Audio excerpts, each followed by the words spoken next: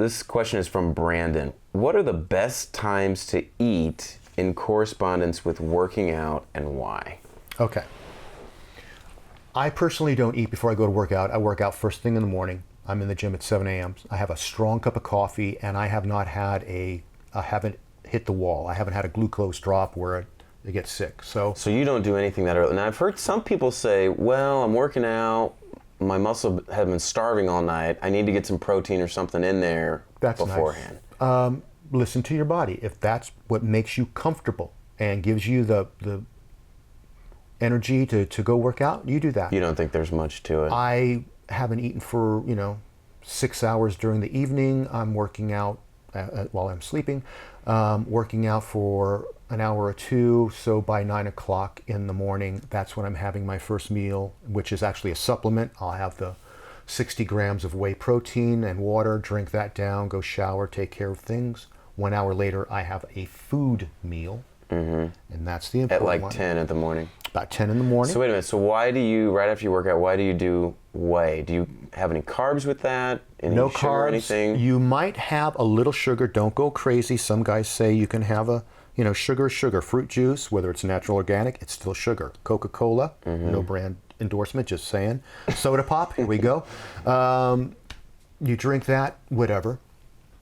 But that is because your insulin is down. The whole key is keeping your insulin level. Now, you take that simple sugar and the protein, and your insulin's going to go up, and it's going to start shuttling the glucose, and guess what comes along for a ride? The protein and the amino acids into your muscles.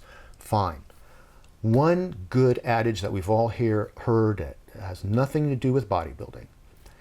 Eat like a king for breakfast, a prince for lunch, and a pauper at dinner.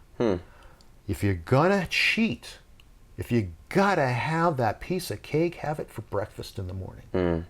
Because then you can burn it off. Burn it off during the day. And then there's the circadian rhythm. Our metabolism slows at night. We've worked night shifts. There's that wall where you hit where you just have to have carbs and sugar. There's just something going on with your body. I got in an argument with a dietitian. She goes, calories are calories no matter when you take them. Yes, 500 calories are 500 calories.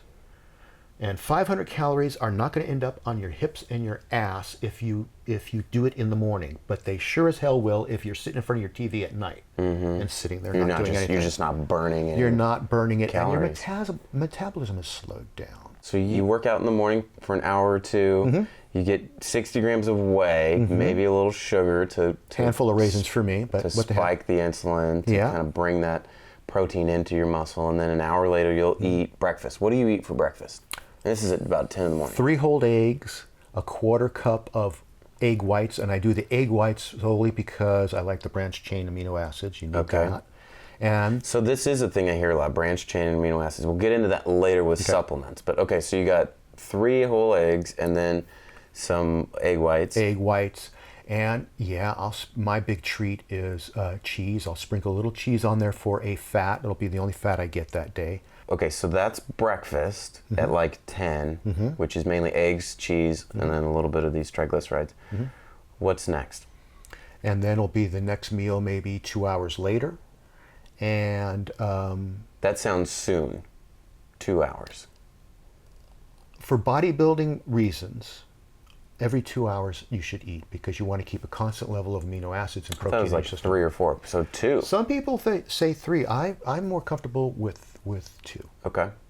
And then I'll have half of a boneless, skinless chicken breast. Okay, so boneless, skinless chicken breast, and then what else? And then an apple. Woohoo! That's my big treat. That's a big sugar treat. Wow. Since there's no sugar in my diet, those apples are sweet as heck. They're like candy. Okay, so when you're eating this stuff, sounds like a very low carb, kind of high protein diet. Are you building muscle or are you cutting? Are you able to build muscle on this few carbs? I'm going to say, and to speak about myself, when you're 60, you're really not building muscle anymore. You're fighting to keep what you got. Maintain. So if I'm managing at my age to maintain muscle, I would postulate that a younger person would grow. It's a diet that's not strict. Like I said, back in the day, I would say my diet was working because I felt like I wanted to die. and I couldn't think, and I'd have short-term memory. You were really staggering around like a zombie, and you felt sick. all the That time. extreme. Well, unfortunately, people think I had a good workout. How can you tell? Because I feel like crap. How did that work out? Where's the logic to that? Yeah. You've just shocked your muscle. I must have had a good workout because I can't move my arm today. Yeah. No, you had a stroke. Anyway, what saved me, again, what I know now, should I have known then, the good fats. Fish oil, omega-3 fatty acid. Coconut oil, medium chain triglyceride. Okay. That gives me energy. I can live on that. I'm looking at the diet. If I just did that without those fat supplements, the way I would be, the way I work out and everything, I'd be staggering around. Yeah. Now it's like, I can live with this. Yeah. And that's not a magic formula. One day, maybe You've I hit the kinda cardio a little figured bit it high and out. shocked my body. It's like, okay, am I lazy? Is today I'm just fatigued and I should hold back the workout? Or do I just need to motivate myself? Is it my diet? Am I feeling low? Should I just kind of up my carbs for 2 days? Yeah. People want to come in the gym. They want this weight for this many reps and this diet to get this result day after day after day. Your body moves every day. So that's like meal 2. Right. And then what I like, I'll go back for a supplement. I'm not a big eater anymore. I like non-fat Greek yogurt. Okay. And So you'll have that a couple hours in later. a bowl, yeah, and Okay. a couple of scoops of that. I don't even know the measurement. I'm not one of those people that measure or weigh. So I just some go Greek yogurt. Greek yogurt, scoop of protein, whey protein, chocolate. Yeah. It tastes like chocolate pudding. Yeah. And I'll sit there and I'll eat that. I'm getting, This is not a cooking class. but it's just, you have to decide. Some of us eat for pleasure, and there should be some meals that are pleasurable. The apple, for example. That's pleasurable, or on the days where I can go out. I cheated. I had a cheat day because I knew I was going to be interviewed, so I wanted to fill out. So the day before yesterday, I had a pizza.